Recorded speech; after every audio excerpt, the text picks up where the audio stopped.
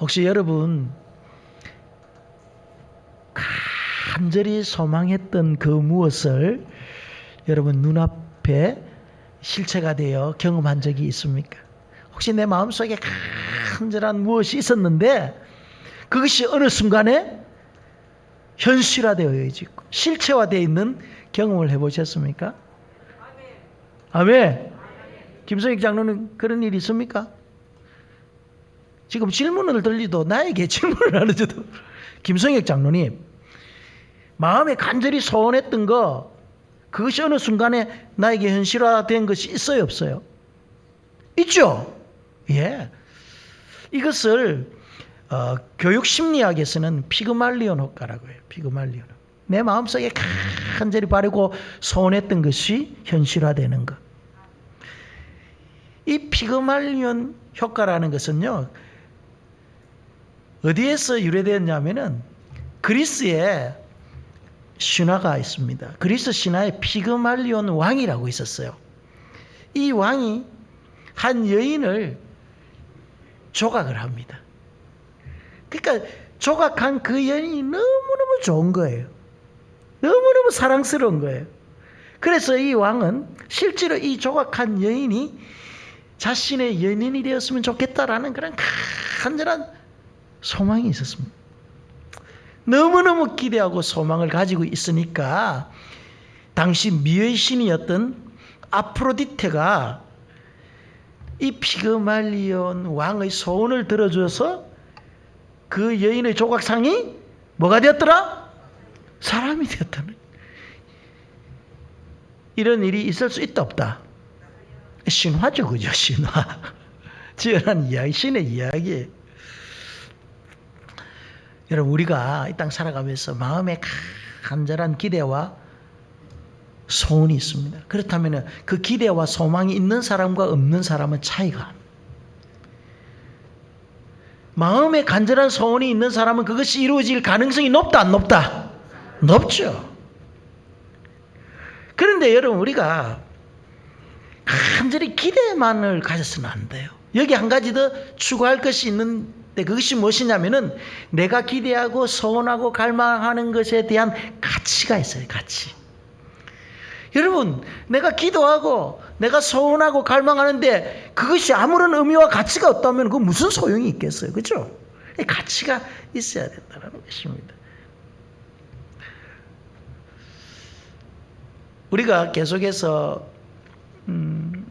에베소서의 말씀을 이제 묵상하고 있는데 이 에베소 교회는 사도 바울이 심혈을 기울여서 세운 교회예요. 그의 모든 땀과 정성과 에너지를 쏟아부었던 교회, 하나님의 말씀으로 잘 가르치고 양육했던 그런 교회가 에베소 교회입니다. 그래서 비록 그의 몸은 로마 감옥에 감금되어 있지만은 그의 마음은 항상 에베소 성도들을 보고 있는 거예요. 그곳에서 들려오는 그 소식에 늘 민감한 거예요. 마음이 그곳에 가. 왜? 그의 모든 에너지를 에베소 교회에 쏟아넣기 때문에 그렇다는 것입니다.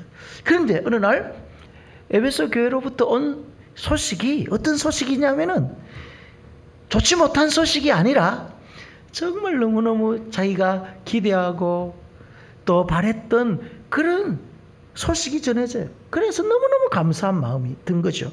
그래서 15절 말씀에 이로 말미암아 주 예수 안에서 너희 믿음과 모든 성도를 향한 사랑을 나도 듣고 이런. 그러니까 지금 전해온 소식이 뭐라고요? 주 예수 안에서 너희 믿음과 모든 성도를 향한 사랑. 그러니까 한마디로 에베소 교회 공동체가요, 사도 바울이 떠난 이후에도 믿음 안에서 건강하게 자라고 있었던 거죠. 뿐만 아니라 교회를 구성하고 있는 에베소 교회 성도들이 사랑으로 하나가 되어 있는 그 아름다운 그 모습들이 옥중에 있는 사도 바울에게 들려왔다는 것입니다. 그래서 사도 바울은 너무너무 기쁜 거예요. 너무너무 기쁘고 감사하여서 16절 말씀에 내가 기도할 때에 기억하며 너희로 말미암아 감사하기를 그치지 아니하고. 그러니까 에베소에서 들려온 그 소식, 성도들의 믿음이 성장하고 그리고 또 사랑 안에 산화되는 모습을 바라보니까 너무 기쁜 거예요. 그래서 기도할 때마다 그들을 기억하는 거예요. 기도할 때마다 그들이 이렇게 잘 성장해주는 모습, 교회가 건강하게 세워지는 모습을 바라보면서 너무너무 그는 기쁘고 감사하는 거죠. 여러분, 바울의 머리에는요, 기억에는 기도할 때마다 에베소 교회 성도들이, 에베소 교회가 기억이 나는 거예요.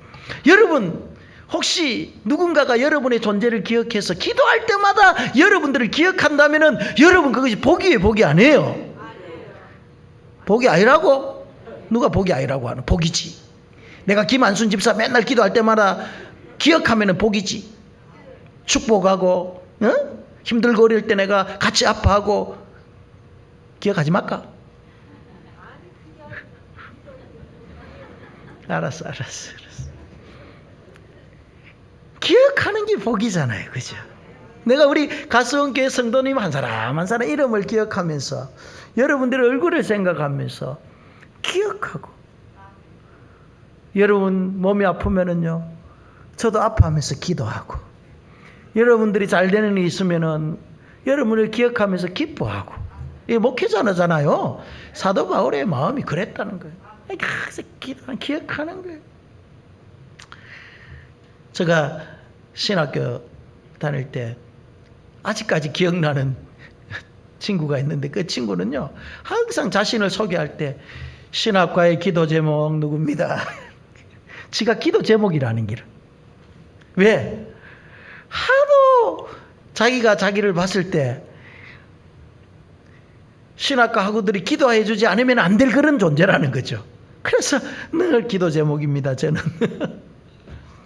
그런 것 말고 정말 여러분들이 그리스도 안에서 믿음으로 잘 성장하고 하나님 나라의 거룩한 비전을 가지고 정말 여러분 삶의 현장에서 최선을 다하고 교회 공동체를 아끼고 사랑하며 헌신하는 그런 모습들이 있대 말이죠. 목회자는 기도할 때 여러분을 기억하는 거예요. 그렇다고 뭐 안 하는 사람 기억 안 한다, 이건 아니에요. 다 기억.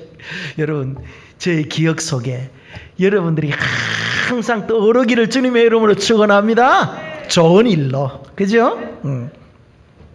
에베소 교회는 사도 바울이 기도할 때마다 빠지지 않고 기도했던 교회 중에 하나였습니다. 그렇다면 오늘 우리가 읽었던 이 본문은요, 사도 바울의 기도의 제목, 어떠한 기도의 내용이 기록되어 있는지를 우리에게 소개를 하는. 그래서 지금 한번 생각해 보세요. 사도 바울이 로마의 옥중 감옥에 지금 갇혀 있습니다.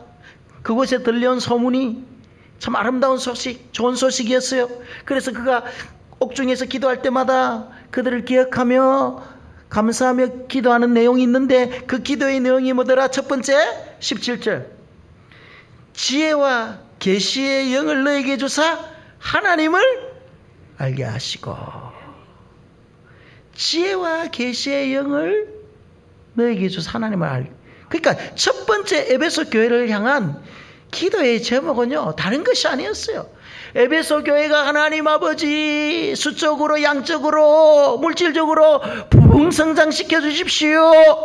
이것이 사도 바울의 첫 번째 기도의 제목이 아니었다는 거예요. 에베소 교회 성도들이 하는 일마다 잘되게 해주십시오. 이게 아니라니까요.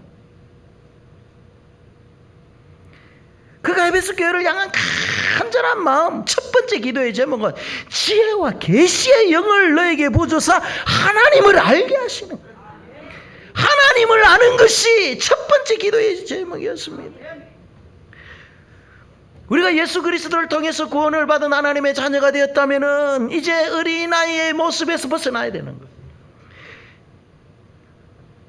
신앙의 초창기에는요, 우리가 그런 말을 하는 어린아이예요.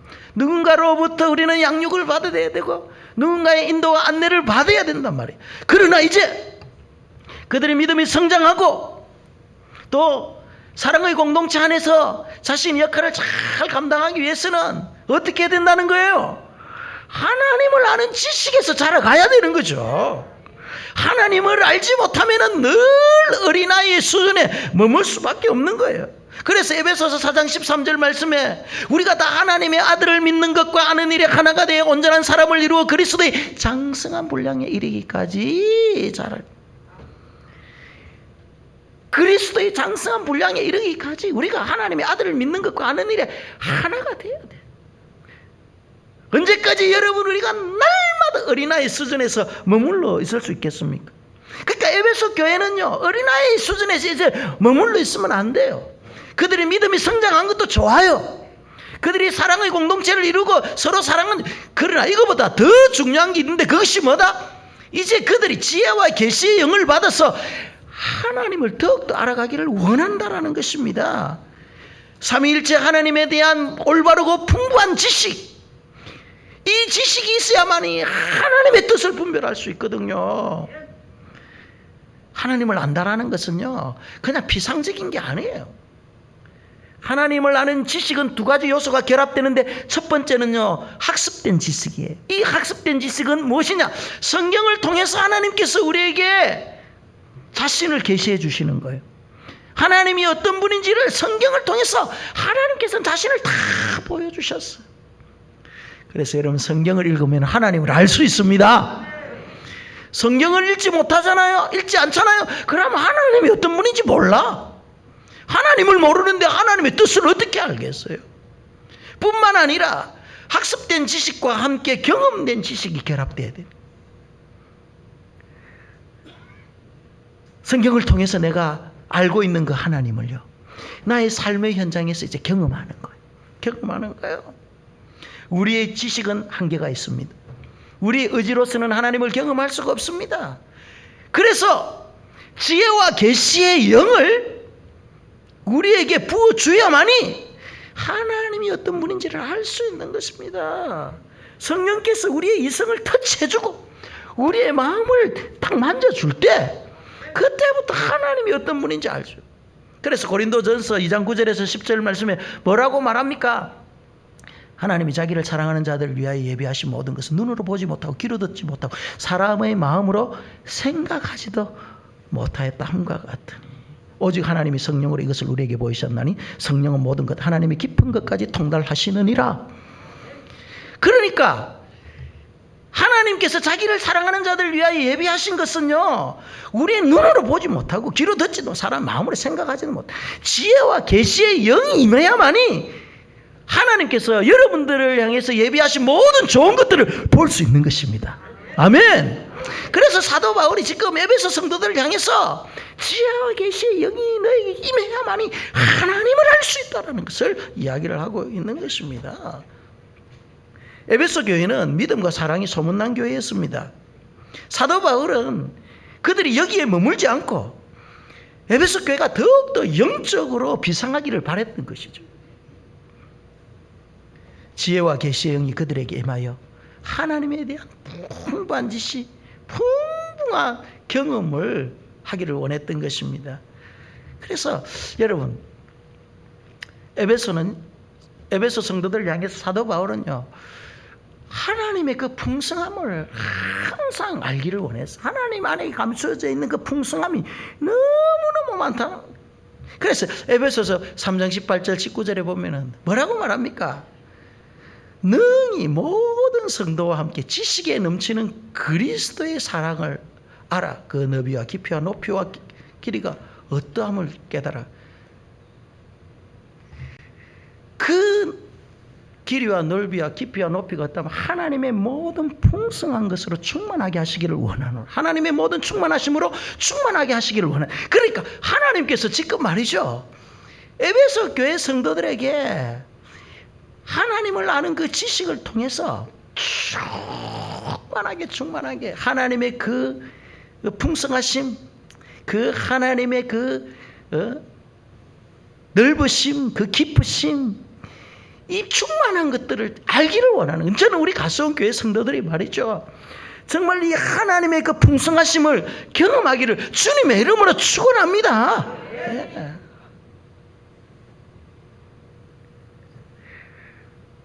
우리의 자녀들에게 여러분, 지혜와 계시의 영이 임해서 자라나는 우리의 자녀들이 말이죠, 요즘 세상에 유행하는 그 노래, 세상에 유행하는 그런 뭐 인기 탤런트, 뭐 가수들 흉내내고 뭐 휴대폰 뭐 이야기하고 뭐 세상에 뭐 돌아가는 그런 이야기하는 것보다 그들이 말이죠. 하나님 나라 일들, 장래에 그들이 하나님 나라를 위해서 헌신할 그런 것들을 이야기하고, 그럴 때 여러분 얼마나 우리에게 희망과 소망이 있겠습니까? 그죠? 그래서 요엘서 2장 28절에 보면은요, 말세에 하나님께서 만민에게 성령을 부어주시는데, 이 성령이 부어지면은 어떻다는, 우리의 자녀들이 장래의 일을 말하면 늙은 이들이 소망을 가지고 우리 젊은 이들이 이상을 볼 것이다, 이렇게 이야기를 합니다. 그러니까요, 이 지혜와 계시형 성령이 사랑하는 우리 성도들의 가정과 자녀와 우리 젊은이들과 우리 청년들과 나이 드신 어르신들에게 임하면은요, 완전히 우리의 삶이 달라지는 거예요. 달라지는 거예요. 소망이 없는 우리 70대 80대 어르신들이 말이죠, 내가 지금 이 나이에 할 수 있는 것이 뭘까 고민하기 시작하고 말이죠. 하나님 나라의 소망, 우리 젊은이들이 말이죠, 세상의 시시콜콜한 그거 이야기하지 아니하고, 공부를 하더라도 하나님 나라의 원대한 목적을 품고 비전을 가지고 공부하고, 세상 사람들처럼 말이죠, 잘 먹고 잘 살기 위해서 좋은 대학에 입학하기 위해서 공부하고 뭐 이런 게 아니에요. 좋은 데 취직해서만 앞으로 좋은 차 타고 다니고, 이런 거는 전부 다 세상 사람들이 꿈꾸는 성공시나, 그러나 지혜와 계시의 영이 임하면 우리의 자녀들이 이런 데 신경 쓰지 아니하고 말이죠, 하나님 나라의 가치를 품고 살아가는 거죠. 이런 자들에게 하나님께서 주시는 게 뭐냐? 필요한 것 다 주는 거. 이런 원대한 꿈을 가지고 사는. 그래서 우리 신앙의 선배들이 과거에 말해 기도할 때, 하나님이여 우리에게 영권을 주시고 물권을 주시고 인권을 주옵소서 그랬잖아요. 그죠? 하나님 나라의 귀한 일들을 하려고 하는데, 하나님 필요한 것이 영적인 권세, 원수들을 제압할 수 있는 그 권세, 사단의 세력들을 발로 짓밟을 수 있는 그 영적 권위, 이걸 우리에게 주시고, 또 하나님 아버지 여러 가지 일들을 할 때 사람이 필요하니 인권, 사람을 허락하여 주시고 사람을 붙여주시고, 사람만 있으면 됩니까? 하나님 물질도 따라와야 되지요. 물질로 주의 일하는데 물권을 주시고 삼권을 달라 했잖아요. 그죠? 이게 맞는 거예요. 맞는 거예요. 그러니까 하나님 나라의 원대한 비전과 꿈을 가지고 우리의 인생을 그것이 포커스를 맞추고 달려가면은요, 하나님께서 영권, 물권, 인권, 삼권 다 주실 줄 믿습니다. 우리 교회가 하나님 나라의 원대한 비전을 가지고 나간다면은 우리 교회 이와 같은 삼권이 주어질 줄 믿습니다. 두 번째 기도의 제목이 무엇입니까? 18절, 너의 마음의 눈을 밝히사. 이런 말. 마음에도 눈이 있대요. 마음에도 눈이 있대요. 그런데 이 마음에 눈이 있는데 어떤 사람은 그 마음의 눈이 감겨져서 영적인 세계를 바라보지 못하는 사람이 있는가 하면, 어떤 사람은 이 마음의 문이 활짝 열려 있는 거예요. 마음의 눈이 활짝 열려서 사람들이 보지 못하는 것들을 보는 사람들도 있더라는 거예요. 육의 눈이 아무리 밝으면 뭐예요? 정말 우리가 필요한 것, 반드시 보아야 될 것을 보지 못한다면 무슨 의미가 있습니까? 가나안을 정탐한 10명의 정탐꾼은요, 그들의 육신의 눈은 밝았어. 그래서 일일이 가나안에 있는 모든 것들을 세밀하게 다 보았어요. 그러나 그들에게는요, 마음의 눈이 닫혀 있었기 때문에 가나안의 축복, 하나님께서 약속하신 그 언약의 성취, 이런 것들은 안 보인 거예요. 왜? 마음의 눈이 감겨져 있으니까. 그러나 여호수아와 갈렙은 달렸습니다. 그에게는 마음의 눈이 열려 있었거든요. 가나안에서 누릴 수 있는 그 풍성함, 하나님의 복, 언약의 성취, 하나님의 약속, 이것들을 말이죠, 마음의 눈이 열리니까 보이는 거예요. 그래서 다른 사람이 다 안 된다, 못한다, 죽겠네 할 때도 하나님이 우리와 함께 하시면은 그들은 우리의 밥이다. 마음의 눈이 열리니까 하나님이 보이고, 하나님의 능력이 보이고, 가나안의 복이 보이는 거예요. 한 칼럼에서 마음의 눈이 밝은 사람 하면서 이렇게 표현을 했어요. 어떤 것에서 곧바로 좋은 점을 찾아낼 수 있다는 것은 그만큼 밝은 마음의 눈을 가지고 있다는 증거다. 어떤 것이 사물이 있는데 그것에서 좋은 점을 딱 찾아내는 것, 이것이요 마음의 눈이 밝은 거래요. 세상에서 좋은 점만 찾으려는 사람도 있고 나쁜 점만 찾으려는 사람도 있다. 좋은 점이 하나도 없는 사람은 드물 것이다. 수많은 나쁜 점들 가운데서 우연히 발견한 단 하나의 좋은 점에 정성을 다하는 사람이야말로 진실로 마음의 눈이 밝은 사람인데, 무슨 말입니까? 어떤 사람에게는요 이 장점과 단점이 공존하는데, 예를 들어 이광진 목사에게 9가지 단점이 있고 1가지 장점이 있는 거예요. 근데 마음의 눈이 밝은 사람은 그 9가지의 단점을 보지 아니하고 1가지의 장점을 바라보는 사람이 마음의 눈이 밝은 사람이다, 이렇게 이야기를 하고 있죠. 그래서 다른 사람의 좋은 점을 찾아서 인정하고 격려하고 그것들을 극대화시켜주는 사람이 진정 마음의 눈이 밝은 사람이다. 이렇게 칼럼 기자는 마음의 눈이 밝은 것을 이야기했지만은 성경은 마음의 눈이 밝은 것을 그렇게 말하고 있지 않아요. 물론 상대방의 장점을 찾고 극대화시켜주고 단점을 가려주는 거, 이거 소중한 거예요. 이것도 필요한 거예요. 그런데 성경은 오늘 어떻게 마음의 눈이 밝으면은 어떠한 결과가 나타나는지, 왜 사도 바울이 지금 기도 가운데 하나님의 에베소 교회 성도들이 마음의 눈이 밝아지기를 원합니다라고 기도했습니까? 마음의 눈이 밝아야만이 하나님이 그들을 부르신 부르심의 소망을 알기 때문에 그렇다. 마음의 눈이 밝아야만이 하나님의 부르심의 소망이 무엇인지 알 수 있기 때문에 그런 거예요. 그래서 18절 말씀해 보십시오. 그의 부르심의 소망이 무엇이며, 마음의 눈이 밝아야 돼. 그러면은 주께서 불러주신 그 소망이 뭐냐? 그의 부르심의 소망. 여기에서 소망은 뭡니까? 희망이잖아요. 기대잖아요. 하나님께서 우리를 불러주실 때 부르심의 그 기대가 있는 거죠. 희망이 있는 거죠. 여러분들을 예수 그리스도의 핏값으로 생명을 구원해 주셨을 때 하나님께서는요, 여러분들을 부르실 때 소망이 있었던 거예요. 여러분 한 사람 한 사람을 향한 기대가 있는 거예요. 에베소서 2장 10절 말씀에 뭐라면, 우리는 그가 만드신 바라 그리스도 예수 안에서 선한 일을 위하여 지으심을 받은 자. 이 일은 하나님이 전에 우리로 하여금 예비하신 것. 그러니까 선한 일을 위하여 하나님께서 말이죠, 그리스도 예수 안에서 우리를 말이죠 다 미리 예비하신 거예요. 그래서 여러분 한 사람 한 사람을 통해서 하나님께서 선한 일들을 지금 소망하고 기대하고 있는 거예요. 하나님께서 우리에게 무엇을 기대하고 있는지를 알기 위해서는 마음의 눈이 밝아야 된다라는 거예요. 마음의 눈이 열려야만이 하나님의 기대, 하나님의 희망, 하나님의 소망을 알 수 있는 거죠. 그럼 하나님의 선한 일이 뭘까요? 하나님의 기대가 뭘까요? 그게 여러분의 삶에 하나님의 원대한 계획을 여러분들이 이루어드리는 것. 물론 그것도 중요하지만은 하나님의 선한 일들은요, 다른 데 있는 것이 아니에요. 우리의 일상 가운데 나타나는 것입니다. 여러분의 삶의 현장, 가정, 우리 교회 공동체 안에서 정말 하나님의 그 선한 일, 하나님의 기대, 하나님의 희망, 이것들이 말이죠 나타나기를 원하는 거예요. 남을 도와야 될 그런 상황에 처해졌잖아. 그러면 그 상황을 도피하지 않는 것, 이것이 선한 일을 하는 하나님의 기대예요. 직장에서 동료가 급한 사정으로 인해서 자리를 비우고 그 일을 누군가가 해야 할 때 내가 대가 없이 그 일을 그냥 해주는 거, 이것은 지금 하나님께서 그 순간 그 상황에서 우리의 일상에서 맡겨놓은 선한 일이에요.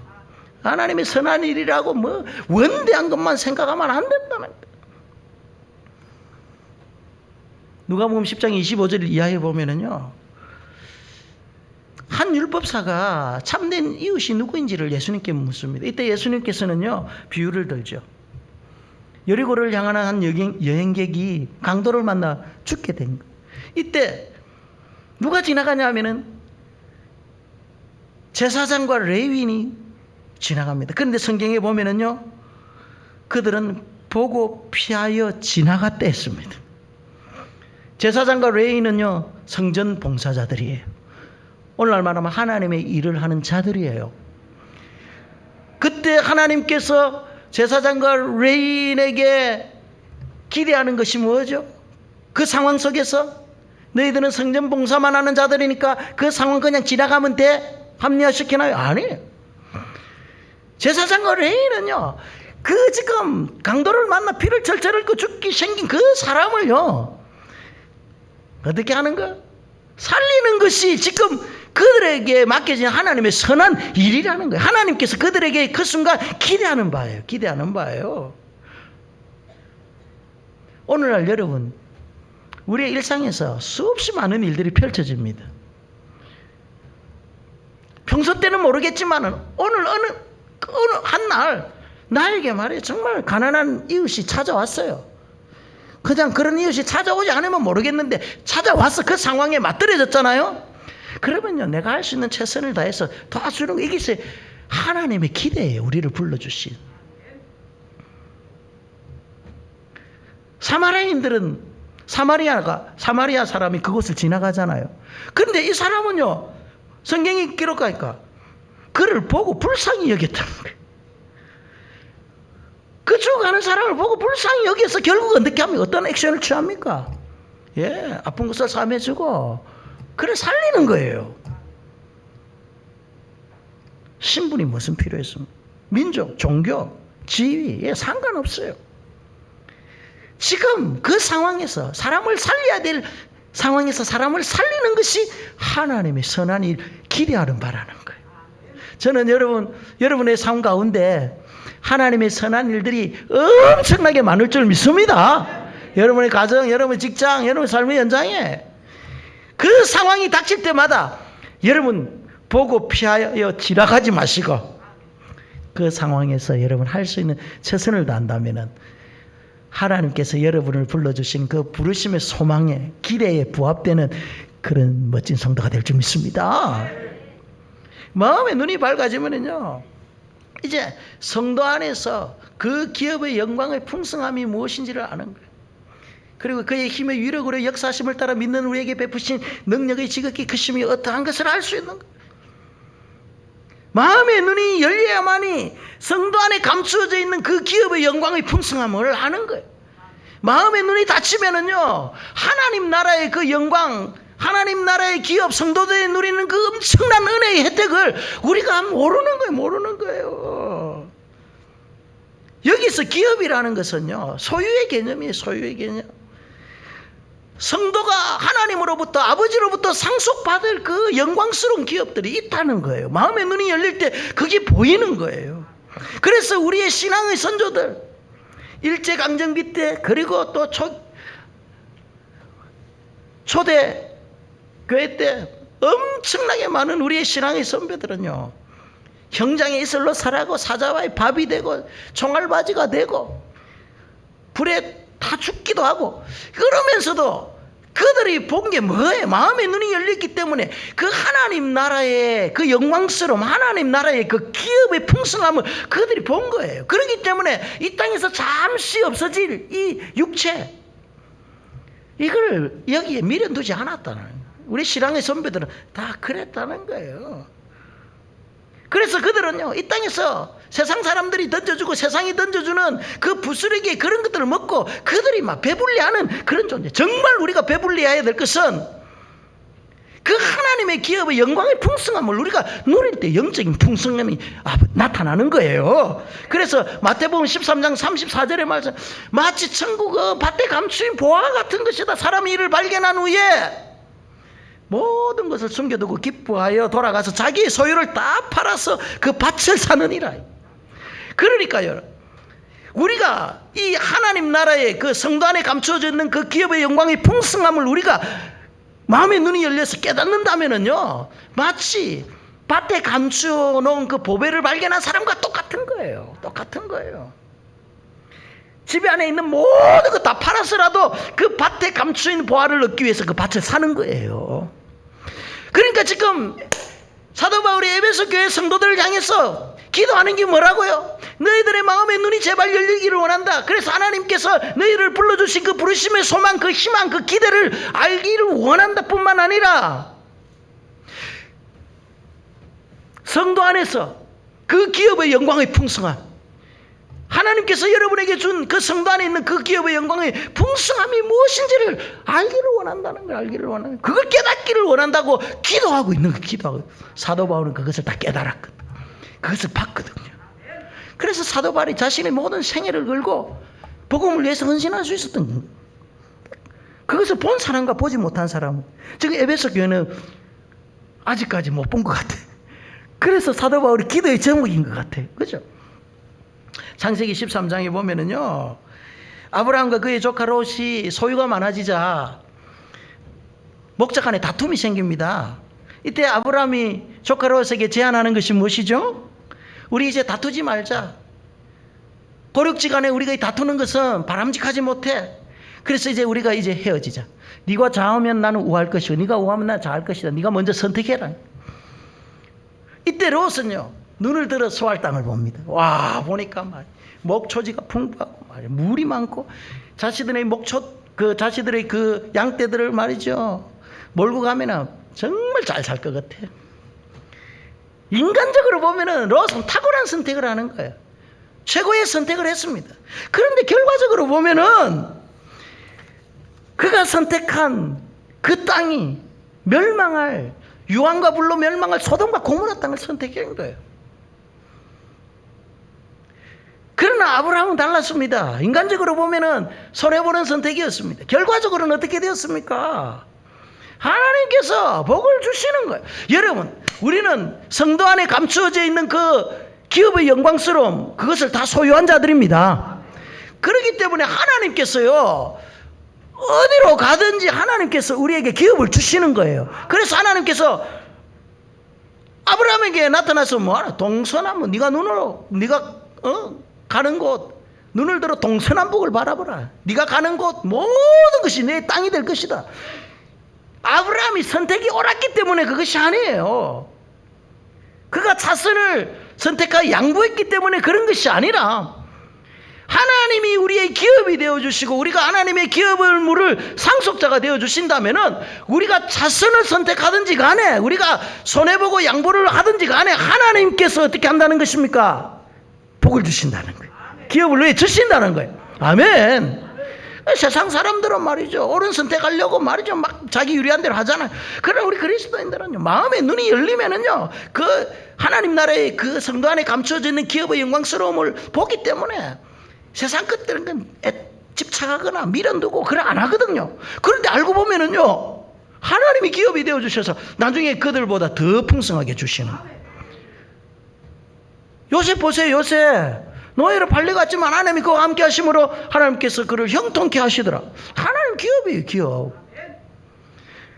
저는 우리 가서원교회 성도님들이 정말 마음의 눈이 열려가서 그리스도 안에 감춰져 있는 성도 안에 있는 그 영광의 기업의 풍성함을 다 누리시기를 주님의 이름으로 축원합니다. 마음의 눈이 밝아지면은 성도 안에 있는 그 풍성함이 보이는 거예요. 에베소 3장 20절, 우리 가운데 역사하시는 능력대로 우리 가운데 우리가 구하거나 생각하는 모든 것에 넘치도록 하실 이에게, 이런 말. 우리가 구하거나 생각하는 것보다 더 넘치도록 우리 하나님께서 우리에게 풍성함으로 채워주시는 거예요. 그것이 하나님의 기업이에요. 하나님의 기업.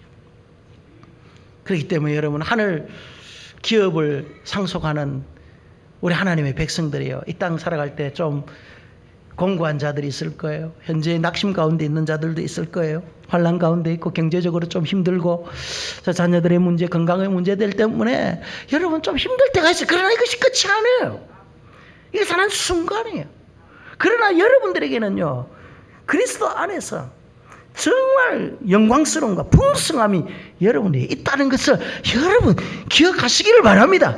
그래서 현재의 고난은 장차 우리에게 나타날 영광과 비교할 수 없다라는 그 로마서 8장 18절의 말씀을 여러분 가슴팍에 새기기를 주님의 이름으로 축원합니다. 마음의 눈이 열리면은요, 이제 하나님의 일하심이 보이는 거예요. 그의 힘의 위력으로 역사심을 따라 믿는 우리에게 베푸신 지극히 크신 능력이었다 하심을 알게 하는 거예요. 그러면 이 하나님의 그 지극히 크신 능력이 뭘까요? 이것이 바로 부활의 능력이에요. 그가 죽은 자들 가운데서 다시 예수 그리스도를 일으키시고 자기 오른편에 앉혀서 모든 통치와 권세와 능력과 주권과 이 세상뿐만 아니라 오늘 세상에 걷는 모든 이름 위에 뛰어나게 하시고 만물을 그의 발 아래 복종하게 하시고 만물을 그의 발 아래 복종하시고 그를 만물의 교회로 머리로 삼으셨으니 만물을 충만케 하시는 이의 충만함이 교회는 그리스도는 만물을 충만하게 하시는 이의 충만함이 이렇게 에베소에 말하고 있죠. 그러니까 하나님의 지극히 크신 능력이 뭐라는 거예요? 예수 그리스도를 다시 살리신 부활의 능력이에요. 그 부활의 지극히 크신 능력을 우리의 마음의 눈이 밝아지면 깨닫는 거예요. 부활의 능력.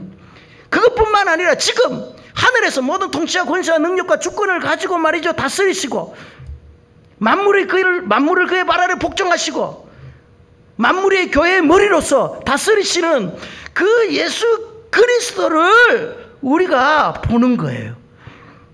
그분의 능력 아래서. 지금 사도 바울이 여러분 에베소 교회 성도들을 향해서 간절히 기도하는 기도의 제목들이요. 여러분 무엇입니까? 이 땅에서 잘 먹고 잘 살아야 된다. 이 땅에서 뭐 이렇게 잘 그런 육적인 것들을 이야기하지 않는 것 같아요. 보니까. 물론 그것들이 불필요하다는 거 아니에요. 필요한 거예요. 그러나 우선적으로 지금 에베소 성도들을 향해서 간절히 옥에서 기도하는 내용은요. 다 그거잖아요. 정말 하나님께서 여러분들을 창세전에 그리스도 안에서 선택하여 주시고 그리스도의 피값으로 너희를 구원하여 주시고 성령으로 인치셔서 너희들을 지금 하나님의 백성 되고 교회 공동체를 만들었다. 그렇다면 너희들이 이제 어떻게 살아야 돼? 너희 지혜와 계시의 영이 너에게 임해서 하나님이 어떤 분인가를 알기를 원한다는 영적인 거죠. 하나님을 아는 말씀을 통해서 그리고 성령의 역사하심을 통해서 여러분의 삶 속에서 하나님을 경험하기를 원한다. 마음의 눈이 열려가지고 그의 부르심의 소망, 그의 기대하는 바가 무엇인지를 알기를 원한다. 뿐만 아니라 그 능력의 지극히 크심이 어떠한 것을 너희가 알기를 원한다라는 그런 간절히 영적인 소망이에요. 영적인 소망이죠.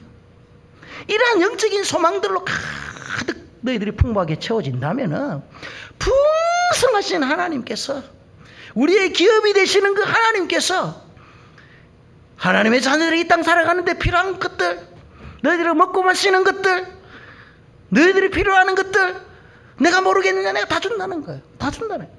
이것이 지금 사도 바울이 에베소 성도들한테 간절히 기도하는 기도의 내용이에요. 저는 여러분 우리 가성교회가 정말 사도 바울이 에베소 교회를 향해서 기도했던 이 기도가 우리 가성교회 그대로 적용되어지기를 주님의 이름으로 축원합니다. 여러분 한 사람 한 사람에게 이 기도가 적용되어지기를 원합니다. 여러분 지혜와 계시의 영이 임하기를 원합니다. 여러분 마음의 눈이 밝혀져서 하나님의 소망을 보실 줄 믿습니다. 성도 안에서 그 기업의 영광의 풍성함을 여러분 보시기를 바랍니다. 그 하나님의 능력의 지극히 크심이 어떠한 것을 여러분 경험하시기를 주님의 이름으로 축원합니다.